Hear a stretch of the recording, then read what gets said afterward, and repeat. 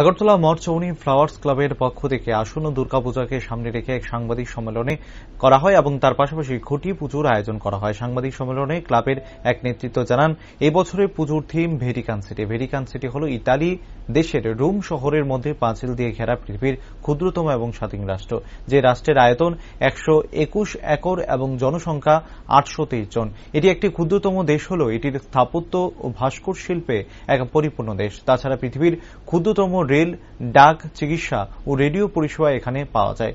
এবছর এই ভ্যাটিকান সিটির বিভিন্ন বিষয়, দিক, ভাস্কর্য ও শিল্পকলাগুলো ফ্লাওয়ার্স ক্লাব প্রাঙ্গণে ফুটিয়ে তোলা হবে।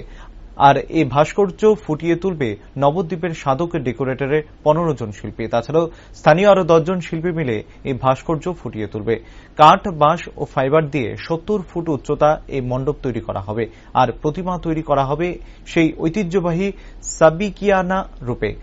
প্রতিমা শিল্পীতে থাকছে পশ্চিমবাংলার নারু গোপাল দাস বলে জানান তিনি।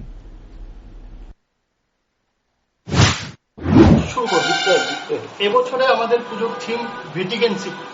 ভ্যাটিকান সিটি হচ্ছে, আপনারা সবাই জানেন যে ইটালির রাজধানী রোম শহরের মধ্যে পাঁচিল দিয়ে ঘেরা পৃথিবীর ক্ষুদ্রতম স্বাধীন একটি রাষ্ট্র, যে রাষ্ট্রে যার আয়তন হচ্ছে 121 একর, জনসংখ্যায় 823 জন। আয়তন এবং জনসংখ্যার সবথেকে ক্ষুদ্রতম দেশ হলেও এটি স্থাপত্য শিল্পে, ভাস্কর্যে একটা পরিপূর্ণ দেশ। এটাই পৃথিবীর একমাত্র দেশ যেখানে গোটা দেশকে ইউনেস্কো ওয়ার্ল্ড হেরিটেজ সাইট হিসেবে ঘোষণা করেছে। এখানে অনেক জাদুঘর আছে, এখানে খুব সুন্দর সুন্দর ভাস্কর্য আছে। পৃথিবীর বিখ্যাত কিছু শিল্পী যেমন মার্ক এঞ্জেলোর বিভিন্ন চিত্র, ভাস্কর্য এই শহরে দেখা যায়। এখানে সেন্ট পিটারের বেসিলিকা এখানে আছে, এখানে সুন্দর সুন্দর বাগান আছে।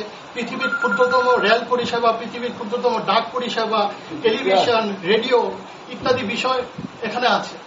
এবার এই ভ্যাটিকান সিটির বিভিন্ন বিষয়গুলো, বিভিন্ন দিকগুলো, বিভিন্ন ভাস্কর্যগুলো, বিভিন্ন শিল্পকলাগুলো আমাদের এই ক্লাব প্রাঙ্গণে ফুটিয়ে তুলবেন নবদ্বীপের ডেকোরেটর, সাধক ডেকোরেটর। ওনার নেতৃত্বে সাধক ডেকোরেটরের 15 জন শিল্পী দিনরাত খেটে আগামী 2.5 মাস এই মনোরম পরিবেশ আমাদের এই পুজো প্রাঙ্গণে তৈরি করবে।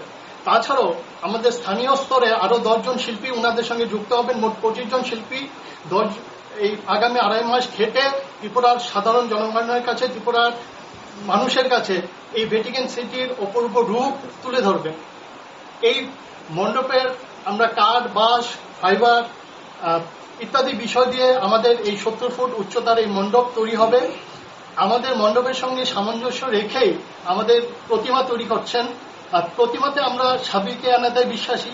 যুগ যুগ ধরে প্রতিমাকে যে রূপে আমরা আরাধনা করে আসছি, সেই প্রতিমার সেই জাগ্রত রূপ থেকেই এখানে তুলে ধরবেন পশ্চিমবঙ্গের অত্যন্ত গুণী শিল্পী নারু গোপাল দাস।